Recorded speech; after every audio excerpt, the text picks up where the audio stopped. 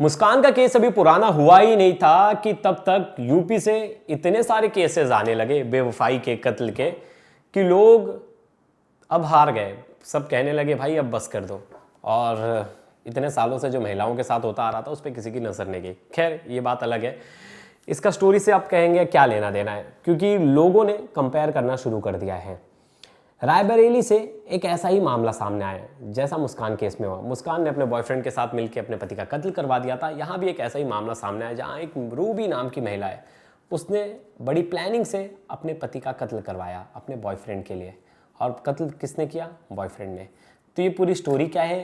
Ruby क्यों धोखेबाज निकली, बेवफाई रूबी ने क्यों की, और लोग क्यों कंपेयर कर रहे हैं उसे मुस्कान के केस के साथ। इस वीडियो में हम पूरी मर्डर मिस्ट्री जानेंगे कि क्या वजह थी, किस लिए रूबी बेवफा निकली। तो नमस्कार, मेरा नाम है प्रवेश पांडे और आप देख रहे हो क्राइम तक। हमें याद ही है मेरठ का केस मुस्कान, फिर उसके बाद बिजनौर का केस आया, फिर औरैया का केस आया, अब जो केस आया वो रायबरेली का। इन हफ्तों में, मतलब मुझे लगता है 2 हफ्तों में ऐसे केसेस ज़्यादा आए जहाँ मतलब वाइफ ने अपने पति का मर्डर करवा दिया या खुद कत्ल कर दिया। और सबका रीज़न जो था ना, बड़ा एक था कॉमन, वो था अफेयर। किसी और के चक्कर में अपने पति का मर्डर करवा दिया। अब जो भी केस आ रहे हैं ऐसे, हर कोई उसे कंपेयर कर रहा है मुस्कान के केस में।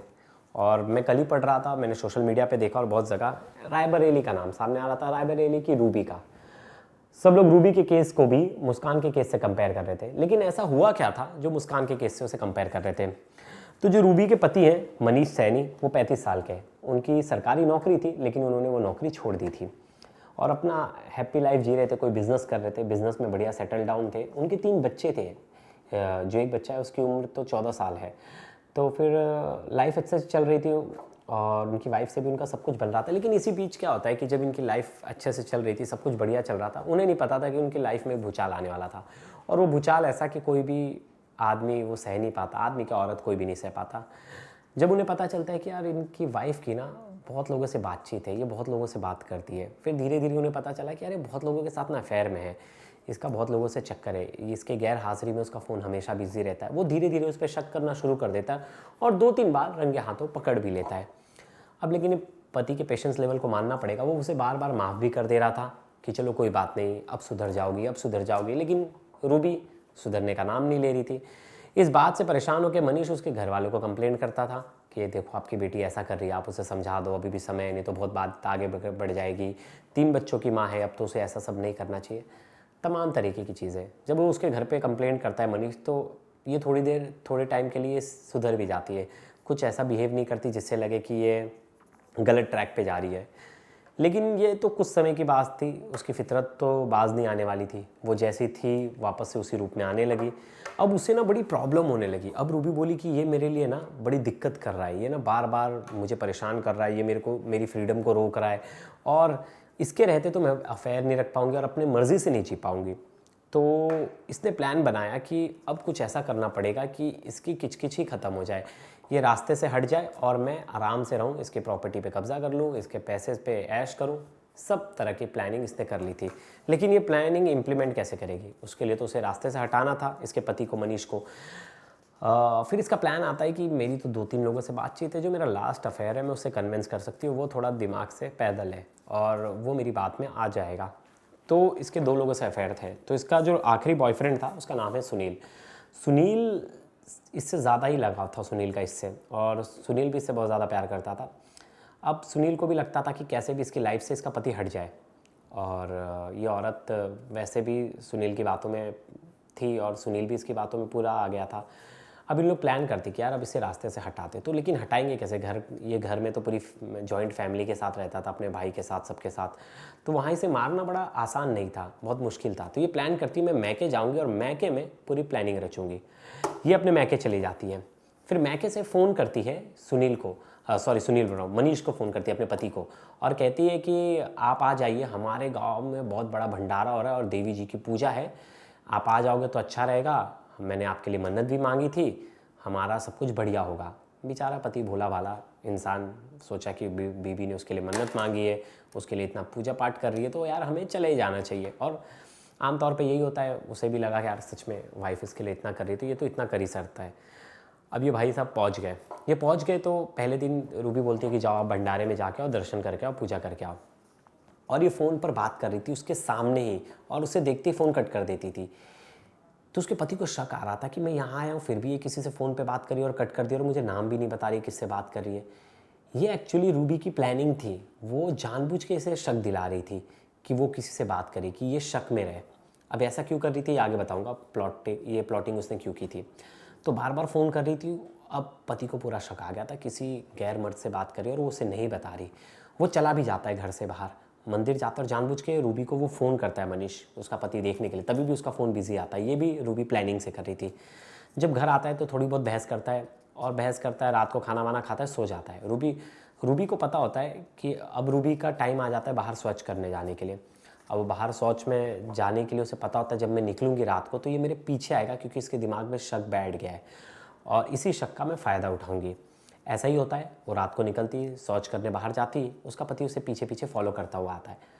वो आता है तो देखता है खेत में उसके साथ एक शख्स था, वही उसका बॉयफ्रेंड सुनील, और दोनों आपत्तिजनक हालत में थे। मनीष को बहुत ज़्यादा गुस्सा है, मनीष उससे लड़ने लगा। इस बीच दोनों की हाथापाई हुई। सुनील ने तो पहले से प्लानिंग करके आया था कि कैसे इसे मारना है। सुनील पिस्टल निकालता है और गोली मार देता है उसके पति को, मनीष को, और ये दोनों जगह से फरार हो जाते हैं। ये लोगों ने पूरी प्लानिंग की थी। अब क्या होता है कि नेक्स्ट डे डेड बॉडी दिखती है गांव वाले की किसी शख्स को, वो उनके घर पे इन्फॉर्म करता है। पुलिस आती है, पुलिस इन्वेस्टिगेशन करती है, सब कुछ करती है। लड़के के भाई को भी इत्तला की जाती है कि उनके घर वालों को भी कि आपके भाई की हत्या होगी। वो आते आते बोलता है कि ये जो इसके मैके वाले, इसके माँ बाप और ये जो मेरी भाभी है, यही इन्वॉल्व है मनीष की हत्या के पीछे। पुलिस बोलता है अरे नहीं, वो उसकी जो भाभी है, जो इनकी पत्नी है रूपी, वो कहती है इसके भाई ने मरवाया है, इसी ने सुपारी दी होगी, और उनका पहले से भी बहुत लोगों से दुश्मनी है।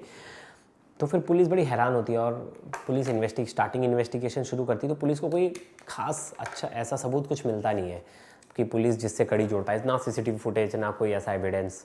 तो पुलिस भी बड़ी परेशान होती, क्योंकि देहात था, गांव था, रात में किसी ने देखा भी नहीं था कुछ।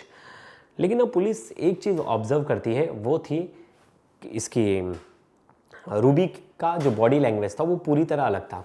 कोई पति अगर किसी का गुजरेगा तो उसकी बॉडी लैंग्वेज, वो चिल्ला चिल्ला के रोएगी, गुहार लगाएगी कि जल्दी आरोपियों को पकड़ो, और वो या तो बेशुद्ध हो जाएगी, लेकिन वो हल्का हल्का रो रही थी और नॉर्मल था उसका एक्सप्रेशन। मतलब उसकी बॉडी लैंग्वेज से पुलिस को ज़रा भी नहीं लग रहा था कि ये बहुत ज़्यादा दुखी है या इसे कोई फ़र्क पड़ रहा है। और वही सेम चीज़ उसने नोटिस की रूबी के परिवार वालों में भी। फिर पुलिस को कहीं ना कहीं शक आया कि रूबी के साथ कुछ तो ऐसा कुछ है जो वो छुपा रही है या बताना नहीं चाह रही। पुलिस सबसे पहले जो सिंपल चीज़ कॉल रिकॉर्डिंग्स खंगालती है। कॉल रिकॉर्डिंग खंगालती है तो देखती है कि रात में एक शख्स से उसकी बात हुई है जिसका नाम है सुनील। फिर पुलिस कॉल लॉग निकालती है तो पता चलता है, सीडीआर निकालती है तो ये सुनील से काफ़ी दिनों से बात कर रही थी, मतलब लंबा बातचीत चल रहा था। पुलिस बुलाती है रूबी को और बोलती है बताओ ये कौन है शख्स, कौन है सुनील। बोलती दोस्त है पुराना, ऐसी है, हमारे रिलेटिव है। पुलिस सुनील को बुला लेती है, सुनील भी आ जाता है। रिलेटिव्स को पूछती है कि आप लोग सुनील को जानते हो, सब मना कर देते। वो जो मनीष का भाई है वो भी मना कर देता है, कोई नहीं जानता उसे। पुलिस को शक आता है, पुलिस दोनों की लोकेशन निकालती है उस रात को कहाँ थे। पता चलता है जिस जगह पे हत्या हुई है वहाँ ये दोनों मौजूद थे। फिर पुलिस को जो शक था वो सच बदल गया कि यही दोनों हैं जिन्होंने उसकी हत्या करवाई है। पुलिस इन्हें गिरफ्तार कर लेती है और इन्हें कड़ी पूछताछ करती है, पूरी स्टोरी बताते हैं।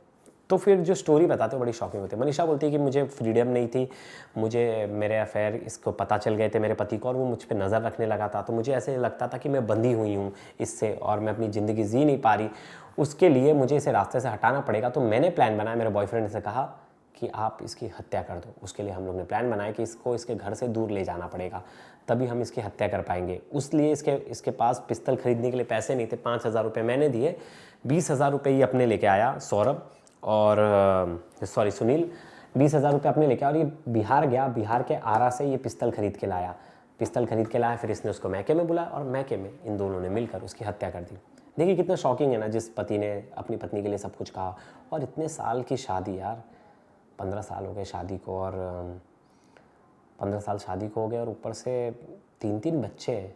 मतलब ये औरत को ज़रा भी नहीं समझा कि क्या कर रही है, कितना गलत कर रही है, इसे ज़रा भी रियलाइज़ नहीं हुआ। और बड़ा ही शॉकिंग था, फैमिली वालों के लिए भी शॉकिंग था कि यार डिवोर्स ले लेती, नहीं जम रहा था, डिवोर्स ले लेती, अलग हो जाती, लेकिन उसको डिवोर्स नहीं लेना था क्योंकि वो सोची थी मैं डिवोर्स लूँगी तो समाज में मेरी इज्जत ख़राब होगी।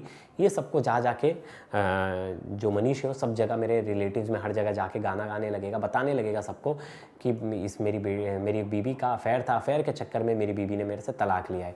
तो उस बात से ये टेंशन में थी, अपनी इमेज को बचाने के लिए, अपनी फ्रीडम के लिए, चूँकि वो जिसे वो फ्रीडम समझ रही थी वो फ्रीडम थी ही नहीं, और इन सब चक्करों में उसने अपने पति का कत्ल करवा दिया। तो इसीलिए लोग इसे मुस्कान के केस से कंपेयर कर रहे थे, और मैंने भी स्टार्टिंग में पढ़ा तो मुझे भी लगा कि बेवफा पत्नियों का सिलसिला अब चलता रहेगा, और इसी सिलसिले में मैं आपको डेली एक ऐसी खबर बताता रहूँगा। तो मेरे साथ जुड़े रहिएगा, मेरी अगली खबर भी देखिएगा। एक ऐसी मर्डर मिस्ट्री है जहाँ एक पत्नी ने अपने पति का कत्ल करवा दिया। अब आप पूछेंगे कि बहुत लोग बोलेंगे कि यार सिर्फ पत्नियों वाला ही करा रहे हो, पति वाला कत्ल कवर नहीं कर रहे। नहीं, वो भी कर रहे हैं, वो भी चल रहा है। जैसी जैसी स्टोरीज आ रही हैं तो दोनों तरह की स्टोरीज चल रही है। अभी ट्रेंड चल रहा है कुछ ज़्यादा ही कत्ल का, जो पत्नियां करवा रही हैं। आपने देखे होगा 5-6 केस हाल फिलहाल में, मैंने तो 10 के ऊपर देख लिए। तो ये वीडियो आपको कैसी लगी ज़रूर बताइएगा। तब तक के लिए धन्यवाद।